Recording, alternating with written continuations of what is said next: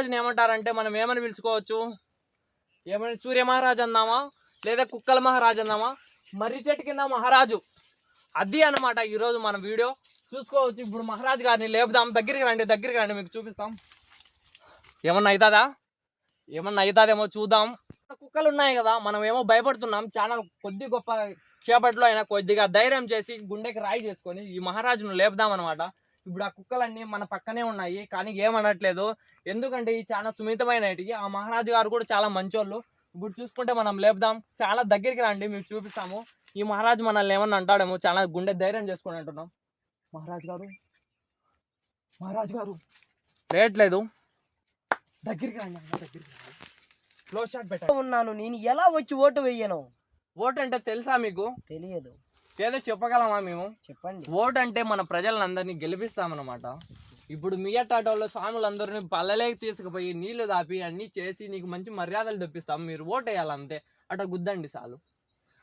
100 ఏళ్ల నుంచి ఒక్క గుడి కట్టిలాగా ఉన్నారనుకో, నాకు ఓటు వేయాలనా నేను? స్వామి అది తప్పు అయిపోయింది స్వామి. ఇప్పుడే స్వామి మేము అక్కడి నుంచి ఈడదాకా వచ్చాము. ఇప్పుడే మేము ఏదో మర్రి చెట్టు చూద్దామని వస్తే మీరు ఇక్కడ తపస్సు చేస్తున్నారు. మేమేం చేస్తాం స్వామి? నువ్వు వెళ్ళిపో, నేను తపస్సులోకి వెళ్ళాలి. స్వామి మమ్మల్ని ఏం చెప్పించారు కదా? చెప్పిస్తా. ఏం చెప్పిస్తాం? 100 ఏళ్ల నుంచి నేను 150 ఏళ్ళు ఉండాలని తపస్సులో ఉండాలనుకుంటే నువ్వు వచ్చి నన్ను లేపి. చూసారు కదా ఫ్రెండ్స్, ఇక్కడ మన స్వామి చాలా తపస్సు అయిన వ్యక్తి అంట. 150 ఏళ్ళ దాకా తపస్సు చేయాలనుకున్నాడు, కానీ మనం 100 ఏళ్లలోనే భంగం కలిగించామంట. ఏది కొద్ది గొప్ప సానుభూతితో మనల్ని వదిలిపెట్టాడు. కానీ ఇప్పుడే కుక్కల మీద దాడి చేయించాడు మా మీదకి. ఎలా మమ్మల్ని ఇలాంటి స్వాముల్ని ఎలా ఉంటారయ్యా ఈడ కొండలలో? ఇక్కడ చూసుకుంటే ఎంత భక్తుల్ని ఆదరించరా? మీరు భక్తుల్ని ఆదరించలేరా? మీరు ఇలాంటి వాళ్ళు స్వాములు ఎలా అవుతారు స్వామి? ఏం స్వామి మీరు? కుక్కలు మమ్మల్ని రావణాసుడు కదా ఇలా ఒంటికాల మీద తపస్సు చేసినట్టు ఈ తపస్సు అయిన స్వామి ఇలా ఎలా చేస్తున్నాడో చూడండి మీరే. ఇక్కడ చూసుకుంటే ఇక్కడ నుంచి కింద పడితే మొత్తం పోతాడు, శ్మశానం డైరెక్ట్ గుంతకెత్తుతాడు. కానీ ఇలాగా ఇక్కడి నుంచి ధ్యానం చేస్తున్నాడు అనేది చాలా మెచ్చుకోవాలి. ఇలాంటి జనరేషన్ లో కూడా ఇలాంటి గొప్ప వ్యక్తులు ఉంటారని. ఇప్పుడు చూస్తుంటే ఇలా కర్రెగా అయిపోయి ఇలా మాలకాయకి మాదిరి ఎందుకున్నాడని మనం అనట్లేదు. ఎందుకంటే ఇతని నేచర్ కాబట్టి అలాంటిది అలాగే ఉండాలి.